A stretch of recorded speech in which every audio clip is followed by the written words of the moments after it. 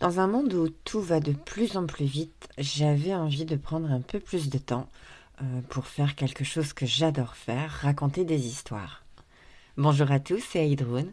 Je vous retrouve aujourd'hui pour un nouveau conte philosophique. Le conte d'aujourd'hui s'intitule La nuit où je me suis rappelé comment voler.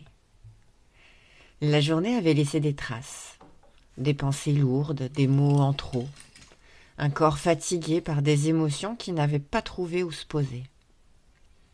Quand je me suis glissée sous les draps, le sommeil ne venait pas tout de suite. L'esprit tournait encore comme un ciel agité après l'orage. Alors, doucement, sans formuler de grandes phrases, j'ai fait une demande simple. À ceux qui veillent sans bruit, à ceux qui accompagnent sans jamais forcer. Si vous m'entendez, calmez mon esprit. Offrez-moi une nuit réparatrice. Emmenez-moi là où je peux me déposer. Peu à peu, mon corps s'est alourdi. Ma respiration s'est étirée. Et quelque chose en moi s'est relâché. C'est là que ça a commencé. Je n'ai pas décidé de partir. Je ne l'ai même pas vraiment voulu. C'était plutôt comme un élan, une évidence tranquille. Le monde a changé de texture, plus léger, plus fluide. Et sans comprendre comment, je me suis élevée. Pas d'un coup, non, pas avec maîtrise, plutôt comme quelqu'un qui se souvient mal d'un geste ancien. Et pourtant, je volais. Ou peut-être que je me laissais porter. Sous moi, les rivières serpentaient et parfois je descendais trop bas, effleurant l'eau du bout des doigts, éclaboussant la surface dans un rire silencieux. Je pouvais ajuster la vitesse, un peu, mais pas toujours la direction.